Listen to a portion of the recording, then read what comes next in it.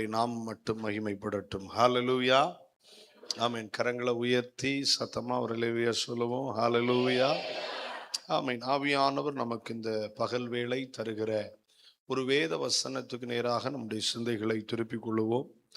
அப்போஸ்தலனாகிய யாக்கோபு எழுதின பொதுவான நிருபம். யாக்கோபு எழுதின பொதுவான நிருபம் 1வது அதிகாரம் 17வது வசனத்தை எடுத்த நாம் அனைவரும் சேர்ந்து வாசிக்கலாம். ஆமென். எல்லாரும் சேர்ந்து நம்ம வாசிக்க போறோம். யாக்கோபு 1:17. நன்மையான எந்த ஈவும் பூரணமான எந்த வரமும் பரத்திலிருந்துண்டாகி ஜோதிகளின் பிதாவினிடத்திலிருந்து இறங்கி வருகிறது. அவரிடத்தில் யாதொரு மாறுதலும் யாதொரு வேற்றுமையின் நிழலும் இல்லை. அல்லேலூயா. அருமையான இந்த வசனத்துக்காக கர்த்தரை ஸ்தோத்திரிக்கிறேன். நமக்கு எல்லாருக்குமே காணா பாடமா தெரிகிற ஒரு வேத வசனம் இது. ஆமென். இயேசு கிறிஸ்துவின் சகோதரர்களில் ஒருவராய் அறியப்பட்டிருக்கிற யாக்கோபு இந்த நிருபத்தை முதல் நூற்றாண்டிலே திருச்சபை வர்த்தனைக்காக, நிலைநிற்புக்காக ஆழமான சத்தியங்களை ஆமென் எழுதி வைத்திருக்கிறதை நாம் இந்த வேத பகுதியிலே பார்க்க முடியும். இந்த சத்தியங்களை எழுதி வருகிற பொழுது தேவனை குறித்து இந்த யாக்கோபு சொல்லுகிற வார்த்தைகள் நன்மையான எந்த ஈவும் பூரணமான எந்த வரமும் பரத்திலிருந்துண்டாகி. எல்லாரும் இந்த வார்த்தையை சொல்லுங்க. ஓகே. ஜோதிகளின் பிதாவினிடத்திலிருந்து இறங்கி வருகிறது. அவரிடத்தில் யாதொரு மாறுதலும் யாதொரு வேற்றுமையின் நிழலும் இல்லை. இந்த வசனத்தை விளக்க வேண்டிய அவசியமே இல்லை. இந்த வசனம் சொல்லி தருகிறது இந்த உலகத்தின் மனிதர்களுக்கு தேவையான எல்லா நன்மைகளும் உண்டாகிற உற்பத்தி ஆகிற ஒரே ஸ்தானம் பரலோகம். ஆமென். பரத்தில்தான் எல்லா நன்மையும் உண்டாகிறது என்பதை வேதம் சொல்லி தருகிறது. ஆகவே பரத்திலிருந்து இன்றைக்கு நாம் இந்த வார்த்தையை, பிரசங்கத்தின் தலைப்பை நான் இப்படி சொல்றேன், நன்மை பரத்திலிருந்தே வரும். ஆமென். நன்மை பரத்திலிருந்தே வரும். கரங்களை உயர்த்தி சொல்லுங்க பார்க்கலாம். நன்மை பரத்திலிருந்தே வரும். எத்தனை பேர் அந்த வார்த்தையை சொல்ல ரெடியா இருக்கீங்க? நன்மை பரத்திலிருந்தும் வரும் அல்ல, பரத்திலிருந்தே வரும். நன்மை எங்கிருந்து தான் வரும்? ஏன் திரும்ப திரும்ப இதை சொல்ல வைக்கிறேன்னா, நம்ம இருதயத்தில் இது பதியணும். ஆமென். இனி நன்மைக்காக எந்த மனுஷன் முன்னாலே நிற்க கூடாது. இனி நன்மைக்காக எந்த அதிகாரங்களுக்கு முன்னாலே நிற்க கூடாது. இனி நன்மைகளுக்காக யாரையும் தேடி போகக்கூடாது. நன்மைகளை கர்த்தரிடத்துல தான் தேடணும். ஏன்னா வசனம் நமக்கு சத்தியம். இது சத்தியம். இது நமக்கு கற்றுத்தருகிறது நன்மை பரத்திலிருந்தே வரும். அல்லேலூயா. ஆமென். இந்த வசனத்தை ஒரு பழைய ஏற்பாட்டு வேத பகுதியை கொண்டு நான் உங்களுக்கு திருஷ்டாந்தப்படுத்த விரும்புகிறேன். ஏன் நன்மை பரத்திலிருந்தே வரும்னு கர்த்தர் இன்னைக்கு சொல்றார்னா, சங்கீதம் 104 அதனுடைய 24வது வசனத்தை எடுத்தவங்க வாசிங்க. சங்கீதம் 104 அதனுடைய 24வது வசனத்தை எடுத்தவர்கள் வாசியுங்கள். கர்த்தாவே, உமது கிரியைகள் எவ்வளவு திரளா இருக்கிறது. உம்முடைய கிரியைகள் எவ்வளவு திரளா இருக்கிறது. அவைகளை எல்லாம் ஞானமாய் படைத்து பூமி உம்முடைய பொருள்களினால் நிறைந்திருக்கிறது. அல்லேலூயா. எனக்கு ரொம்ப ஆச்சரியமா இருந்துச்சு இந்த வசனத்தை படிச்சப்போ. என்ன ஆச்சரியம் அப்படின்னா, ஆண்டவர் சொல்றாரு, இந்த பூமியில நம்ம எல்லாம் இருக்கிறோம். இந்த பூமியில இருந்துட்டு நம்ம என்ன அறிக்கையிடுறோம்? சத்திய வசனம் சொல்லி தருது, நமக்கான நன்மைகள் எல்லாம் பரத்திலிருந்தே வரும். ஆமென். வேற வழி இல்லை. அப்போ அது எப்படி, ஏன் அந்த வார்த்தையை கர்த்தர் சொல்றார் அப்படின்னா, இந்த பூமியில இருக்கிற ஜனங்களுக்கு எல்லாருக்கும் நீங்க கவனிக்கணும், ஆண்டவர் இந்த பூமியில எதை வச்சிருக்கிறாரா, அவர் தம்முடைய பொருள்களினாலே இந்த பூமியை நிறைத்து வைத்திருக்கிறார். கரங்களை உயர்த்து அல்லேலூயா சொல்லுங்க. அதாவது பூமி கர்த்தருடைய பொருள்களினால் நிறைந்திருக்கிறது. ஆமே. ஏன் பரத்திலிருந்தே வரும்னு சொல்றோம்? முதலாவது, பூமி கர்த்தருடைய பொருள்களினால் நிறைந்திருக்கிறது. அந்த வார்த்தை அழகா இருக்கு, கர்த்தருடைய பொருள்களினால். பாருங்க, இந்த பிக்சர்ல பார்க்கறது மாதிரி ஒரு பூமி. இந்த பூமியை நம்ம தான் பெருசா நினைக்கிறோம், அவருக்கு இந்த பூமி ரொம்ப சிறுசு. ஆமென். அந்த பூமியை முழுசா எப்படித்தான் வச்சிருக்கிறாரா, தம்முடைய பொருள்களினால் நிறைத்து வைத்திருக்கிறார். ஆமென். அப்ப இந்த பூமியில இருக்கிற பொருள்லாம் யாருக்கு சொந்தமானது? யாருக்கு? கர்த்தருக்கு சொந்தமானது. எல்லாரும் நமக்கு நமக்கு எல்லாத்தையும் எடுக்க ஆசை தான் எல்லாருக்கும். ஆமென். எல்லாம் நம்முடையது, அது புரியணும். ஆமென். இந்த பூமியிலுடைய எல்லா பொருள்களும் கர்த்தருடையது. அப்போ அவர் தம்முடைய பொருள்களினால் பூமியை என்ன செய்திருக்கிறார்? நிறைத்திருக்கிறார். 25வது வசனத்தை வாசிங்க. 2வது ஒரு சத்தியம் பார்க்கலாம். பெரிதும் பெரிதும் விஸ்தாரமுமான இந்த சமுத்திரமும் அப்படியே நிறைந்திருக்கிறது. எப்படியே நிறைந்திருக்கிறது? 24வது வசனத்துல சொன்னது மாதிரி சமுத்திரமும் கர்த்தருடைய பொருள்களினால் நிறைந்திருக்கிறது. புரிகிறவங்க ஒரு அல்லேலூயா சொல்லுங்க. பூமி மட்டும் இல்ல, பூமி 3ல ஒரு பகுதி தான் என்ன இருக்கு? பூமி. மீதி எல்லாமே சமுத்திரம், ஜலம். அந்த பெரிதும் விஸ்தாரமுமான இந்த சமுத்திரத்தையும் ஆண்டவர் தம்முடைய பொருள்களினால் நிறைத்திருக்கிறார். அப்போ இப்போ கவனிக்கணும், பரத்திலிருந்து தான் எல்லா நன்மையும் உண்டாகிறது, நன்மை பரத்திலிருந்தே வரும் அப்படின்னு சொல்லும்போது இதனுடைய அர்த்தத்தை புரியணும். இந்த பூமியில நமக்கு தேவையான எல்லாம் இருக்கலாம், சமுத்திரத்துல நமக்கு தேவையான எல்லாம் இருக்கலாம். இது எல்லாவற்றினுடைய எஜமானன் பரலோகத்துல இருக்கிறார். இங்க இருக்கிறதுல எதை தரணும்னு அவர் இருதயத்துல நினைவு உண்டாகுமோ அதுதான் நமக்கு நன்மையாக வருமே அன்றி உலகத்துல யாரு என்ன நினைச்சாலும் நன்மை உண்டாகாது. ஆமென். நல்லா கவனிங்க, இதை தெளிவா ஒரு சில வார்த்தையில சொல்றேன். நமக்கு தேவையான நன்மைகள் நம்ம கண்ணு முன்னால பூமியில இருக்கலாம், நம்ம கண்ணு முன்னால சமுத்திரத்திலையும் இருக்கலாம். ஆமென். பூமியிலையும் இருக்கலாம், சமுத்திரத்திலையும் இருக்கலாம். ஆனா நல்லா கவனிங்க, இதை இன்னும் நம்ம அன்றாட வாழ்க்கையில சொல்றேன். கன்னியாகுமரி மாவட்டம்னாலே மீன் ரொம்ப முக்கியம், மீன் ரொம்ப முக்கியம். ஆமென். அப்போ நமக்கு சாப்பிடுறதுக்கு தேவையான மீனே ஒரு நன்மை தான் நமக்கு. அந்த நன்மையை கூட அவர் யோசிக்கணும், எனக்கு தரணும்னு.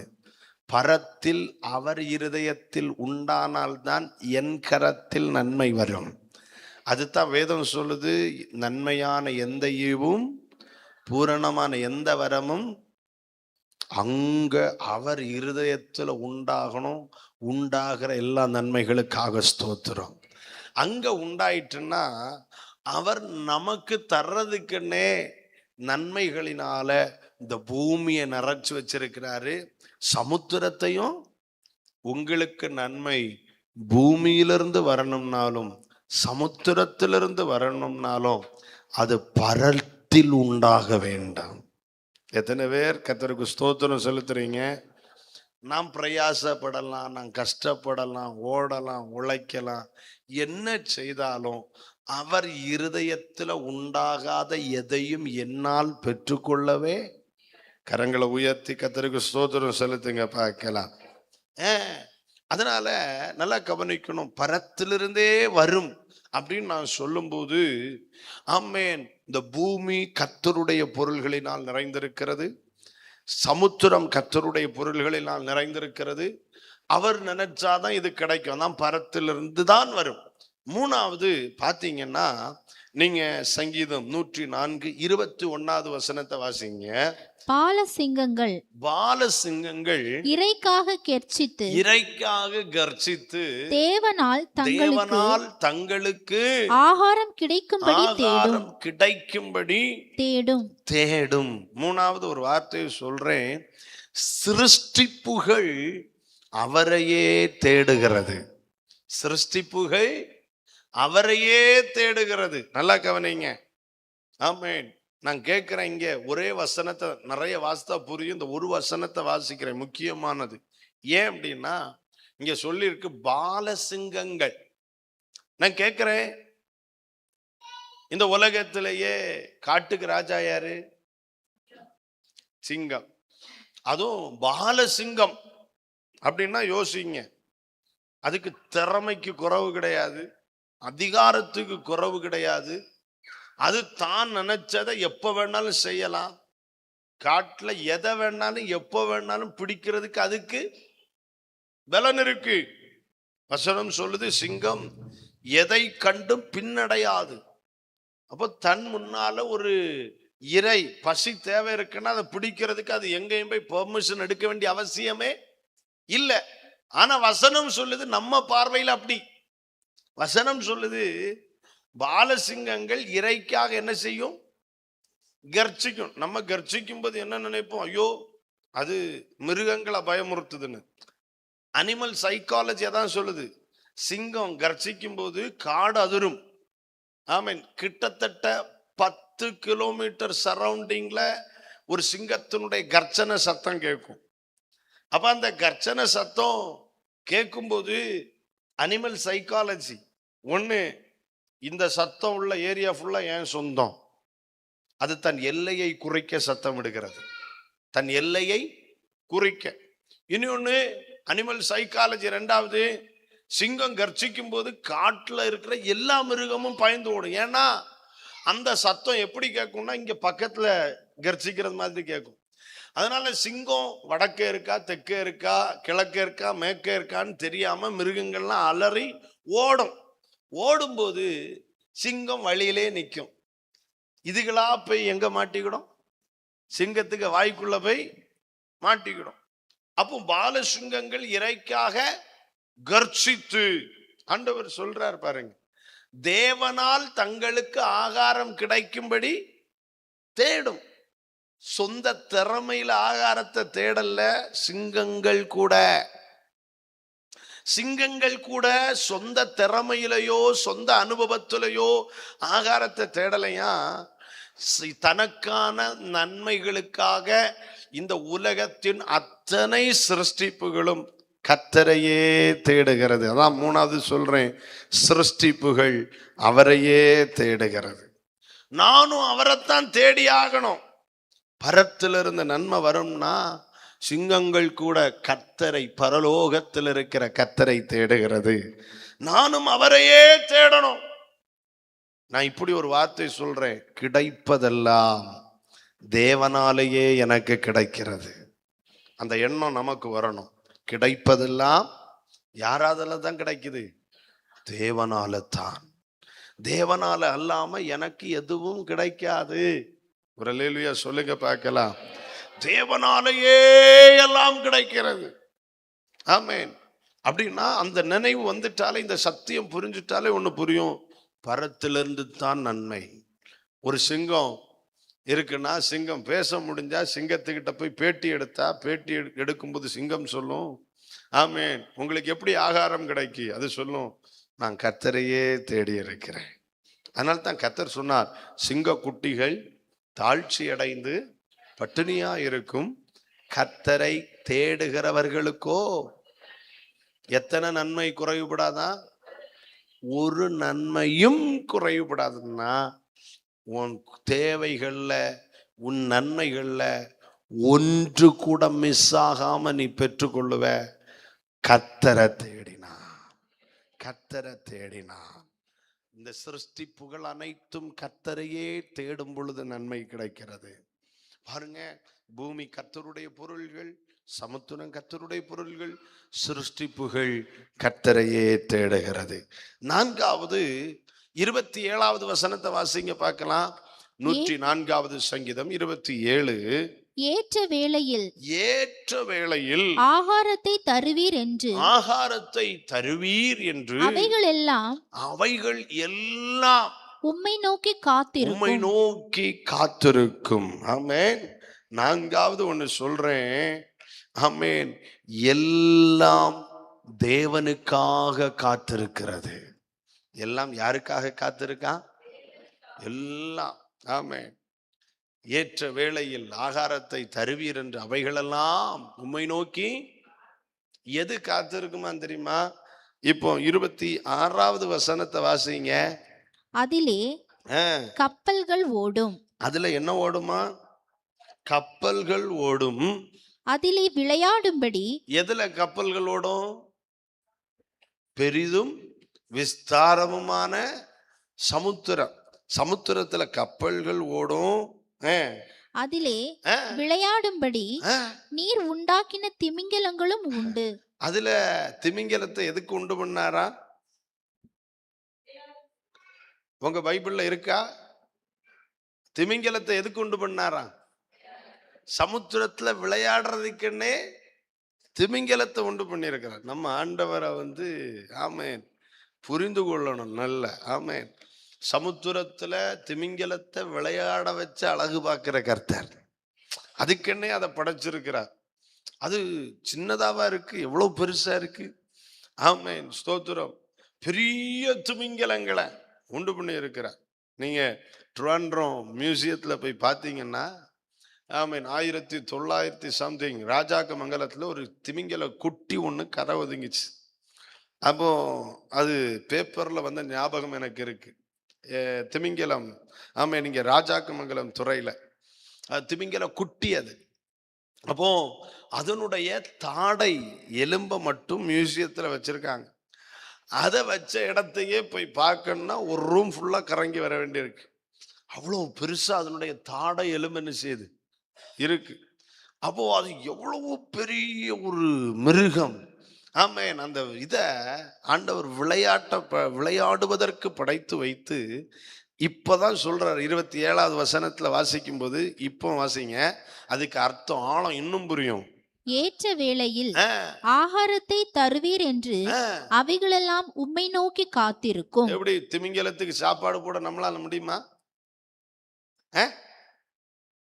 வீட்டுல வளர்க்கக்கூடிய சின்ன கோல்டன் ஃபிஷ்ஷுக்கும் ஆமேன் சின்ன சின்ன மீனை போட்டுட்டு அதுக்கு சாப்பாடு வாங்கி முடியலன்னு சொல்லி நான் கேள்விப்பட்டிருக்கேன். ஆமேன். இது எங்க பெரிய திமிங்கலத்துக்கு அவர் சாப்பாடு கொடுக்கிறார், நன்மைகளை கொடுக்கிறாரு. அதுக்கு அது என்ன செய்தான்? காத்திருக்கிறது. ஆமே, அந்த வார்த்தை சொல்லுது, எல்லாம் தேவனுக்காக காத்திருக்கிறது. எல்லாம் தேவனுக்காக காத்திருக்கிறது. பரத்திலிருந்து தான் நன்மை வரும். அதுக்கு நான் அவரை தேடணும், அவருக்காக காத்திருக்க வேண்டும். ஹல்லேலூயா. திமிங்கலத்தின்கே தேவைகளை பூர்த்தி செய்யறாருன்னா நமக்கு செய்வாரா செய்ய மாட்டாரா? சொல்லுங்க, செய்வாரா செய்ய மாட்டாரா? திமிங்கலத்துக்கே தேவை உள்ளது இந்த பூமியில சமுத்திரத்தில் அவர் வச்சு குறைவில்லாம அதை நடத்துறாருன்னா, ஆமென், என்னை நடத்துவதற்கு என் தெய்வம் எவ்வளவு போதுமானவர். ஆனா அதுக்கு இது என்ன செய்தான்? எல்லா சிருஷ்டிப்புகளும் அவரை பார்த்து காத்திருக்கிறது. எப்படி காத்திருக்குது அப்படின்னு பார்த்தீங்கன்னா, அந்த வசனம் சொல்லுகிறது, உம்மை நோக்கி காத்திருக்கும். எப்படி காத்திருக்கும்?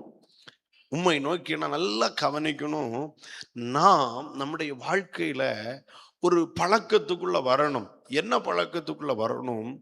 எல்லா விஷயத்துக்காகவும் நம்ம கண்கள் அவரை நோக்கி பார்க்கிறதா இருக்கணும். யாரை பார்க்கணும்? காத்திருக்கணும். அவரை நோக்கி பார்த்து காத்திருக்கணும். அதுக்கு அர்த்தம் என்ன? நீர் தருகிறது வரைக்கும் நான் வேற எதையும் செய்ய போறதில்லை. நீர் எனக்கு இந்த நன்மைகளை, எனக்கான நன்மைகளை தருகிறது வரையிலும் நான் உண்மையே பார்த்து கொண்டிருப்பேன். அநேக நேரத்தில் தெய்வ பிள்ளைகள் தோற்று போறது எதுல தெரியுமா? நன்மைகளை நோக்கி இருக்கிறோம், நன்மைகளை நோக்கி இருக்கிறோம். ஆமென். வேதவசனம் சொல்லுது, நன்மைக்காக எதிர்பார்த்தேன் தீமையே வந்தது. நிறைய பேர் அப்படித்தானே நன்மையை பார்த்து பார்த்து இருக்கிறோம், நன்மைக்காக காத்து இருக்கிறோம், தீமை வருது. வெளிச்சத்துக்காக காத்திருக்கிறோம், இருள் வருது. ஆமீன். உயர்வுக்காக காத்திருக்கிறோம், தாழ்வு வருது. ஆனா இன்னைக்கு ஒரு ரகசியத்தை ஆவியானவர் சொல்லி தர்றாரு. நீ காத்திருக்க வேண்டியது தேவனை நோக்கி காத்திருக்க வேண்டும். யாரை பார்த்து காத்திருக்கணும்? நம்ம கண்கள் யாரை நோக்கி பார்க்கணும்? வானத்தையும் பூமியையும் உண்டாக்கின கர்த்தரிடத்திலிருந்து எனக்கு ஒத்தாசை அங்கிருந்து தான் வரணும். அதனால என் கண் பார்க்க வேண்டியது அவரையே நோக்கி பார்க்கணும். கரங்களை உயர்த்தி சொல்லுங்க பார்க்கலாம். கரங்களை உயர்த்தி ஆமீன் சொல்லுங்க. ஆமீன். நானும் என் தேவனை நோக்கி காத்திருக்க வேண்டும். என் தேவைகள் எல்லாம் நிறைவேறணும்னா நான் என் தேவனை நோக்கி காத்திருக்க கர்த்தர் கிருபை தருவாராக. கரங்களை உயர்த்தி கர்த்தரை ஸ்தோத்திரம் பண்ணுங்க பார்க்கலாம். ஆமென். அப்போ நம்ம வாழ்க்கையில எவ்வளவு போராடினாலும் நாம் சில விஷயத்தை பெற்றுக்கொள்ளவே முடியாது. நம்ம நன்மைகளை பெற்றுக்கொள்ளணும்னா நான் என் தேவனை நோக்கி இருக்க வேண்டும். சின்ன தேவை வரலாம், என் தேவனை நோக்கி. பெரிய தேவைகள் வரலாம், கர்த்தரை நோக்கி. அவர் முகத்தை தான் பார்க்கணும், அவர் முகத்தை தான் பார்க்கணும். கரங்களை உயர்த்தி சத்தமா ஒரு அல்லேலூயா சொல்லுங்க பார்க்கலாம். ஆமென். நம்ம வீட்டில் பிள்ளைகள் இருக்கிறாங்கன்னா, பிள்ளைகள் படிக்கிற காலகட்டங்களில் நீங்கள் கவனிச்சா, ஆமென், அவர்கள் தங்கள் எல்லா தேவைகளுக்கும் தங்கள் பெற்றோரை தான் என்ன செய்வாங்க? நோக்கி பார்ப்பாங்க. ஆனால் பெற்றோர்கள் கொஞ்சம் வித்தியாசமாக இருப்பாங்க. எப்படின்னா, தங்களுக்கு ஒரு தேவைகள் வந்தால் ஆமென் அவங்க கர்த்தரை நோக்கி பார்க்கணும். ஆனால் ஃபஸ்ட்டு பர்ஸுகளுக்கு தான் போகும். நம்ம பார்வை எங்கே போகும்? பர்ஸை பார்ப்போம், பேங்க் பேலன்ஸை பார்ப்போம். எல்லாமே மனசுல, பாஸ்புக் எல்லாம் மனசுல இருக்கும். பேங்க் அப்படின்னு நினைச்சோன்னே அந்த பேலன்ஸ் மனசுல வந்துடும். ஆமென். அடுத்து நம்ம எங்க ஏதாவது பொண்ணு இருக்கா, வெள்ளி இருக்கா, என்ன இருக்கு, என்ன செய்தலாம் அப்படின்னு உடனே பல விதமா யோசிப்போம். அதாவது ஒரு நிமிஷத்துக்குள்ள நமக்கு நன்மை உண்டாக வாய்ப்புள்ள எல்லாவற்றையும் தேடி பார்த்துரும். ஆனா ஆண்டவர் சில நேரத்தில் என்ன தெரியுமா செய்வாரு? இது எல்லாத்தையும் எம்டி பண்ணிடுவார். இது எல்லாத்தையும் நினைச்சு பார்க்க முடியாத அளவுக்கு வச்சிருவார். ஏன்னா எல்லாம் இருக்கும், ஆனா அதை நினைக்க முடியாது. ஏன் தெரியுமா? கர்த்தர் விரும்புறது ஒரு திமிங்கலமே எனக்காக காத்திருந்து அது பெற்றுக்கொள்ளுகிறது. என்னை ஆராதிக்கிற என் பிள்ளை என்னை நோக்கி பார்த்து காத்திருக்கணும். ஹல்லேலூயா. கர்த்தருக்கு காத்திருக்கிறவர்களோ எதை அடைவாங்க? புது பலன். கர்த்தருக்கு காத்திருக்கிற நபரா நீங்க, நான் இன்னைக்கு சொல்றேன், நீங்க எழுதி வச்சுக்கோங்க. அவர் தர்றதெல்லாம் புதுசா இருக்கும். எப்படி தருவாரு? ஆமா. திமிங்கலம் நம்மள மாதிரி ஃப்ரிட்ஜில் வச்சுட்டா எடுத்து சாப்பிடுது? பழசையா சாப்பிடுது? யோசிங்க. அதுக்கு தேவை எவ்வளவு இருக்கு? அதுக்கு புதுசு புதுசா கர்த்தர் கொடுக்கிறார்ல. காத்திருக்கிற எலியாவை காத்திருக்க சொன்னார். போய் எங்க கேரித்தாற்றண்டையில போய் என்ன செய், இரு, காத்திருந்தார். நான் அங்க அட்ரஸை கொடுத்து அனுப்பியிருக்கேன். யாருக்கு? காகத்துக்கு கட்டளை இட்டு இருக்கிறேன். ஆமென். கட்டளை கொடுத்தது காகத்துக்கு. அது போய் உட்கார. ஆமாம், நீ போய் அங்க உட்காரு, அது வரும். அட்ரஸை கொடுத்து அனுப்பியிருக்கேன். எப்படி வந்துச்சு? சூடான அப்பம். எப்படிப்பட்ட அப்பம்? இஸ்ரவேல் எல்லைக்குள்ள பஞ்சம். பஞ்சத்துல ராஜாவை புல்லு தேடி போயிருக்காரு. இந்த அப்போ ராஜா அரமனையிலேயே புல், ஆமேன், அப்போ என்ன செய்யல? சுடல்ல. அப்போ இந்த அப்போ எங்க இருந்து வந்துச்சு? பரத்திலிருந்து வந்துச்சு. கண்டிப்பா பரத்துல இருந்து தான். ஆனா இந்த பூமியில எங்கேயோ ஆயத்தம் பண்ணார். எத்தனை பேர் புரிஞ்சு கொள்றீங்க? எலியா காத்திருக்கிறா. புதுசா குளிர்ந்த அப்பம் இல்ல, பழைய அப்பம் இல்ல, சூடான அப்பம். எப்படிப்பட்ட அப்பம்? எலியாக்கு என்ன பிடிக்கும்னு அவருக்கு தெரியும். ஆமா, சூடா அப்பமும் என்ன? இறைச்சி. பாத்தீங்களா? மத்தியான நேரத்துல சொல்ற வார்த்தையா, அதுவும் ரசிச்சு ரசிச்சு. நாங்களே ஃபாஸ்டிங்ல கஷ்டப்பட்டு சிலர்லாம் சொல்றீங்க ஃபாஸ்டிங், இந்த நேரத்துல இறைச்சி அப்பம். பாருங்க, புதுசா நான் சொல்றேன், காத்திருக்கிறவங்களுக்கு இந்த தீர்க்க தரிசன வார்த்தை நீங்க எழுதி வைக்கணும். கர்த்தருக்கு காத்திருந்த பழசல்ல, புதுசா புதுசா செய்வார். புதிய நன்மைகள் வரும், ஃப்ரெஷ்ஷா வரும். கர்த்தருக்காக காத்திருங்க, புதுசா வரும். கர்த்தருக்கு காத்திருங்க, நன்மை புதுசா வரும். அதை ஆமீன் ஆண்டவர் சொல்றார்ல, உங்களுக்காக ஆயத்தம் பண்ணினதை எந்த கண் காணவும் ஒரு கண்ணும் பார்க்காதது வரும் உங்களுக்கு. பரத்துல இருந்து வர்றது எப்படி வரும்? இதுவரையிலும் ஒரு கண்ணும், அது இங்க பூமியில தான் இருக்கு, சமுத்திரத்துல தான் இருக்கு, ஆனா ஒரு கண்ணும் பார்க்கல. அதை கரங்களை உயர்த்தி அல்லேலூயா சொல்லுங்க பார்க்கலாம். ஒரு கண்ணும் பார்க்கல, ஒரு செவியும் கேட்கல, ஒருவருடைய இருதயத்தில் தோன்றவும் இல்லை. கர்த்தர் நன்மையை தர விரும்புகிறார். இந்த நாட்கள்ல, இந்த 6வது மாதத்தின் கடைசி நாட்கள்ல இருக்கிறோம். ஆண்டவர் சொல்றாரு, நான் அருள விரும்புகிறேன் என்று கர்த்தர் சொல்றார். ஆமா, நன்மையை தர விரும்புறார். ஆனா அதுக்கு நம்ம என்ன செய்யணும்? பரத்தையே எதிர்பார்த்து காத்திருக்கணும், பரத்தையே தேடணும். அல்லேலூயா. மனுஷனை தேடாதீங்க, எதையும் தேடாதீங்க, கர்த்தரை மட்டும் தேடுங்க. கர்த்தருக்காக காத்திருங்க. கர்த்தருக்கு ஸ்தோத்திரம். எலியாவை பாருங்க, தான் சோர்ந்து போனா கூட நேரா வனாந்தரத்துல போய் சூறை செடிக்கு கீழே என்ன செய்துக்கிட்டார்? படுத்துக்கிட்டார். ஆமா, அவர் சோர்ந்து போனா கூட அங்க போய் தானா ஒரு முயற்சி எடுக்க எதையும் செய்யல, அவர் போய் படுத்துக்கிட்டார். ஆண்டவர் வர்றாரு, வந்து தட்டி எழுப்பி பார்த்தா ஆமேன் அப்பம். எப்படி? தணலில் சுடப்பட்ட அப்போ. ஆனா நான் நினைக்கிறேன், எலியாவுக்கு சூடாதான் சாப்பிடுவார்னு நினைக்கிறேன். பரலோகத்திலிருந்து கொடுத்து அனுப்புனாலும் சூடா வருது பாருங்க. அதான் சொல்றேன், காத்திருக்கிறவங்களுக்கு ஃப்ரெஷ்ஷா தான் வரும், புதுசா தான் வரும். ஆமே, நீங்க எல்லாம் ஒரு மாதிரி பாக்குறீங்க, பொறாமையில பாக்குறீங்களான்னு தெரியல. நான் ஆமே, சிலர் சொல்றீங்க ஃப்ரிட்ஜில் வச்சு சாப்பிடுறோம் அப்படின்னு. ஆமே, ஸ்தோத்திரம். ரெலிவியா சொல்லுங்க பார்க்கலாம், நல்ல ஒரு ரெலிவியா சொல்லுங்க. அன்னைக்கு யாரோ சொன்னாங்க, பாஸ்டர் ஆமீன், ஒரு நாள் வைக்கக்கூடிய கறி அந்த வாரம் ஃபுல்லா போகுது பாஸ்டர். ஆமீன், ஃப்ரிட்ஜில் வைக்கிறதும் எடுக்கிறதும். ஆமீன், ஒன்னாவது மாறும்னு பார்த்தா எதுவும் மாறவே. ஆனா கர்த்தர் நடத்தும் போது அப்படி இல்லை. அவருக்காக காத்திருக்கிறவர்களுக்கு புது பலன், புதுசா செய்கிறார், புதியதை தருகிறார், புதுசா அவர் ப்ரொவைட் பண்ணுவார். ஆமீன். ஏன்னா அவர் பழச செய்கிறவரே அல்ல, புதுசா. அதான் சொல்ற, காத்திருக்கணும். கர்த்தருக்கு என்ன செய்யணும்? காத்திருக்கணும். ஏன் நான் கர்த்தருக்கு காத்திருக்கணும் தெரியுமா? அந்த 27வது வசனத்தை ஒருக்கா வாசிங்க. ஏற்ற வேளையில் ஆகாரத்தை தருவீர் என்று. ஒரே வார்த்தையில சொல்றேன். ஒண்ணு, அவர் ஏற்ற வேளையில் ஆகாரத்தை தருகிறவர். எப்போ தருகிறவர்? இப்படி சொல்றேன், ஏற்ற வேளையில் அனைத்தையும் தருகிறவர். ஏற்ற வேளையில் திமிங்கலத்துக்கு ஒரு டைம் கூட டிலே ஆகாது. அதான் ஏற்ற வேளை, டியூ டைம். கரெக்டான நேரத்தில் கொடுப்பார் அவர், சரியான நேரத்தில் கொடுப்பார். அப்போ பரத்திலிருந்தே நன்மை வரும் சொல்லும்போ கர்த்தர் இன்னைக்கு உங்களுக்கு உறுதியா இந்த இன்னைக்குள்ள பிரசங்கமே ஒரு தீர்க்க தரிசன பிரசங்கம் தான். நீங்க இதை கை கொள்ளுவீங்கன்னா இதெல்லாம் அனுபவிப்பீங்க உங்க வாழ்க்கையில. எப்படி தருவாராம்? ஏற்ற வேளையில அனைத்தையும் தருவார்.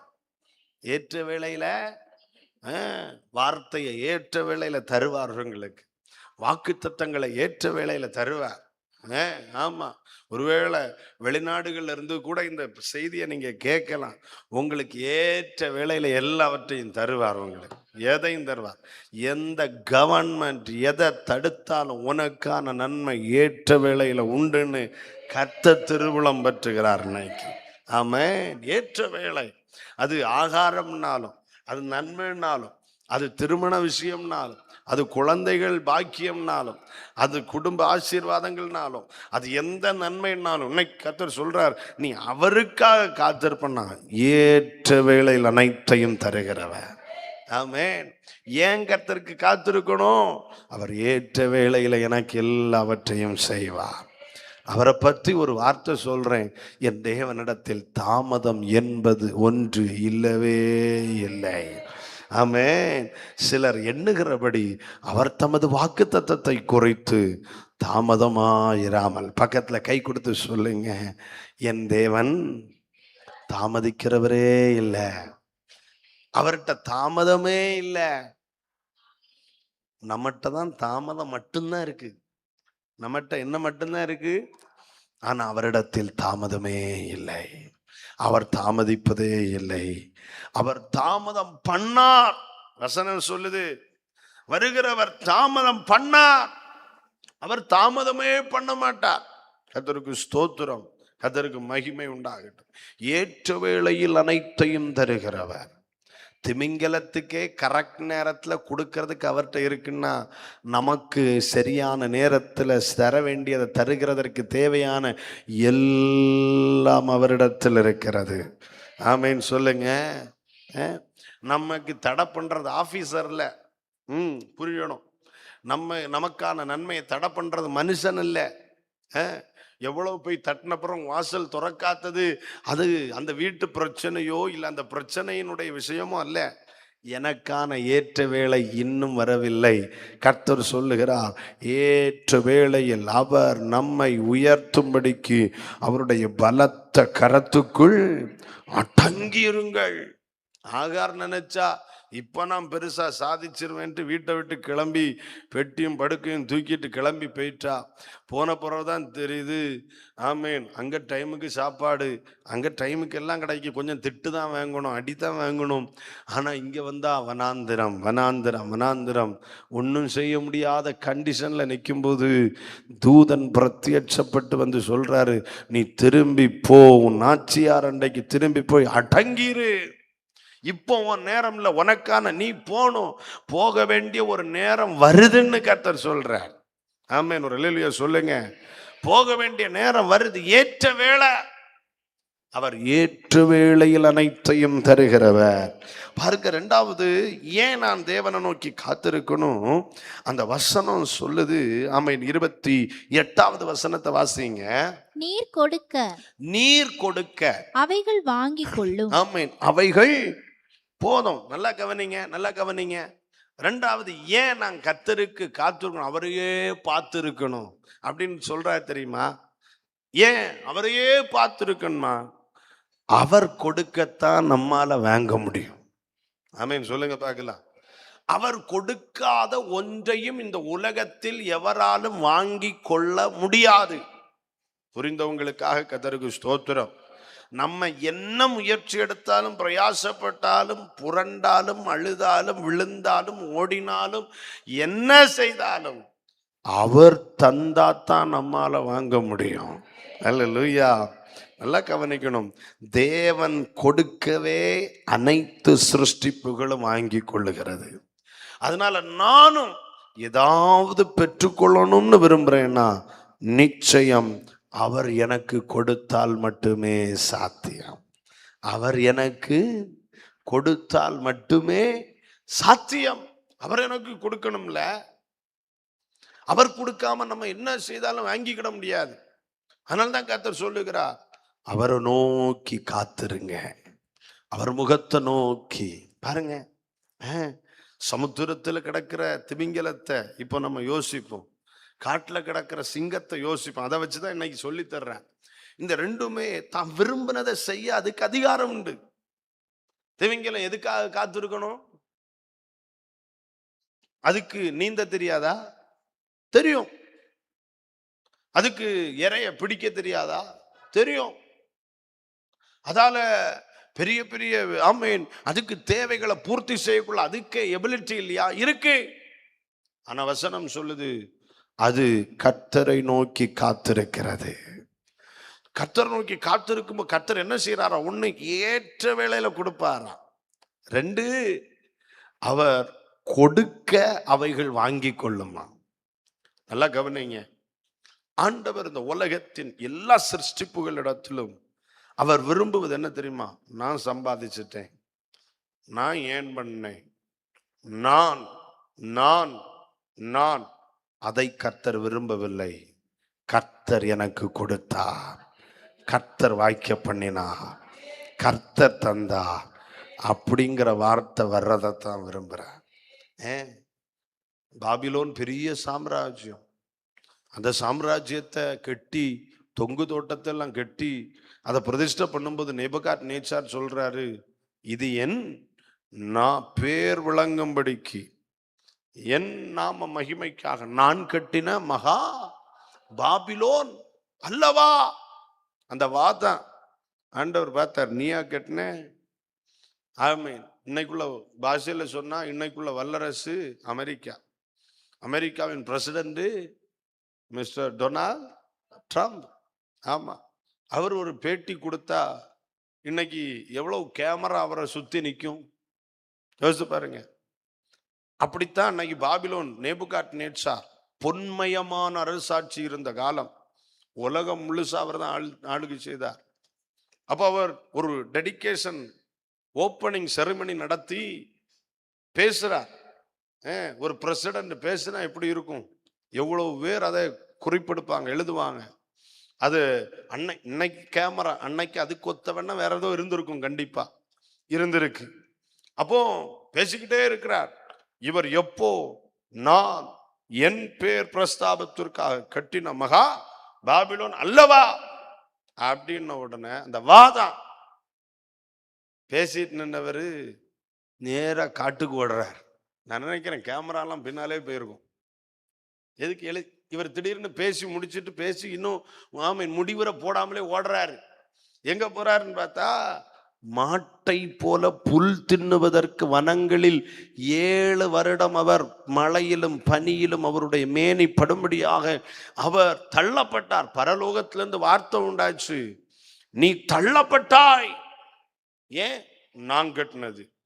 சொன்ன ஒரே விஷயம் நல்லா கவனிக்கணும். ஏன் தேவனுக்கு நான் காத்திருக்கணும் தெரியுமா? அப்படி நான் அழியாம எல்லாவற்றையும் கர்த்தர் எனக்கு தந்தார்னு சொல்ற ஒரு சாட்சி கடைசி வரைக்கும் உண்டாகணும். எத்தனை பேர் ஆமேன் சொல்றீங்க? எத்தனை பேருக்கு புரியுது நான் சொல்றது? ஆமேன். எனக்கு ஒரு ஞாபகம் இருக்கு. ஒரு நாள் இரவு 1 மணி இருக்கும், 1:30 இருக்கும். ஒரு குடும்பம் இதே ஆலயத்துல இருந்து பேசிட்டு இருக்காங்க. ஆமேன். நான் அந்த வாசலுக்கு வெளியே அந்த படியில, அதுல முன்னாடி படி இருந்துச்சு, அந்த ஸ்டேர் கேஸ், அந்த படியில உட்கார்ந்து இருக்கிறேன். அப்போ ஆமேன் அந்த குடும்பம் சில விஷயங்கள் நிறைய வருஷமா இங்க ஆராதிக்கிறவங்க. ஆமேன். அப்போ அவங்க குடும்பமா இருந்து பேசிக்கிட்டு இருக்காங்க, சில ஆலோசனைகளை கேட்கிறாங்க, சில ஆலோசனைகள் சொல்லிட்டு இருக்கோம். அப்போ அந்த பெண்மணி குடும்ப தலைவி டப்புன்னு ஒரு வார்த்தை விட்டாங்க, ஏன் பணம், ஏன் இஷ்டம், யாருத கேட்கறது. இதே சர்ச்சுக்குள்ள அதுல ஒரு சேர்ல உட்கார்ந்து, அப்போ நான் வெளியே கேட்டுட்டு இருந்த, எப்போ ராத்திரி 1:30 மணிக்கு.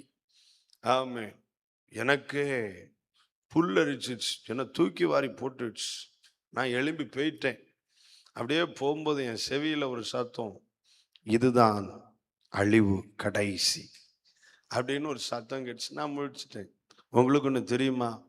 அதுக்கு பிறகு அந்த நபரின் கால் ஆலய வளாகத்தில் இதுவரைக்கும் படவில்லை.